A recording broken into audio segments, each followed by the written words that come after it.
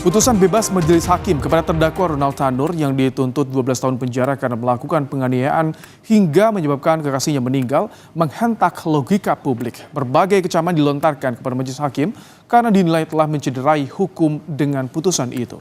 Kami ulas dalam catatan Kompas TV. Putusan bebas yang dijatuhkan Majelis Hakim Pengadilan Negeri Surabaya pada anak mantan anggota DPR, Ronald Tanur, menuai kontroversi. Majelis Hakim menyatakan Ronald Tanur tidak bersalah atas dugaan penganiayaan terhadap pacarnya Dini Sera yang menyebabkan korban meninggal. Hakim meyakini tidak ada satupun saksi yang menyatakan penyebab kematian korban. Selain itu, Majelis Hakim meyakini meninggalnya korban akibat alkohol di lambung korban. Memang faktanya dari awal kejadian ini tidak ada satupun orang yang tahu, yang melihat peristiwa. Kalau itu ada kejadian pembunuhan atau penganiayaan, itu tidak ada yang tahu. Termasuk CCTV? CCTV pun itu yang ada kan tidak ada menjelaskan bahwa dia itu terlindas atau dia ditabrak, tidak ada. Gambarnya kan hanya mobil yang lewat saja. Pertimbangan Majelis Hakim sangat janggal karena ada video saat korban Dini ditemukan tergeletak tak berdaya di lantai basement tempat hiburan malam pada 4 Oktober 2023. Video ini diambil sendiri oleh Ronald. Saat gelar perkara terungkap, Ronald ternyata menganiaya Dini secara sadis. Putusan hakim yang mengusik rasa keadilan ini membuat keluarga Dini Sera kecewa dan meminta ada upaya banding.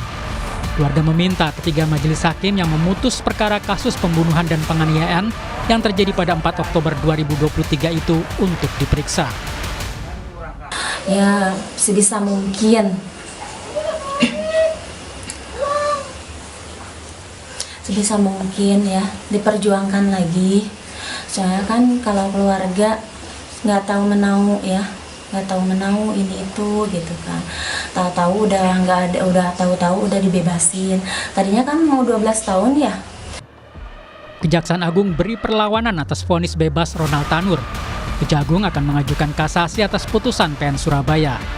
Kejagung melihat majelis hakim tidak mempertimbangkan fakta-fakta yang ditemukan dan alat bukti yang dihadirkan di persidangan. Fakta-fakta itu misalnya bahwa antara korban dengan pelaku kan ini punya hubungan pacaran, kemudian mereka berdua berada dalam waktu dan tempat dalam ruang yang sama sejak kejadian itu.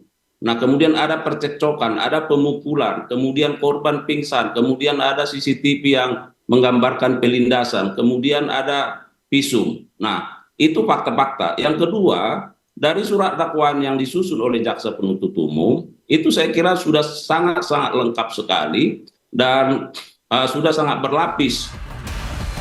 Sementara Komisi Yudisial juga akan menggunakan hak inisiatifnya untuk mendalami putusan bebas terhadap Ronald Tanur. KAY akan menurunkan tim investigasi untuk mendalami apakah ada dugaan pelanggaran kode etik dan pedoman perilaku hakim.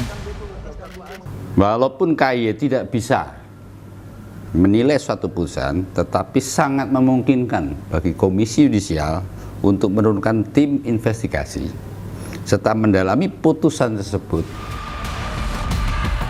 Vonis bebas Ronald Tanur jadi perhatian publik.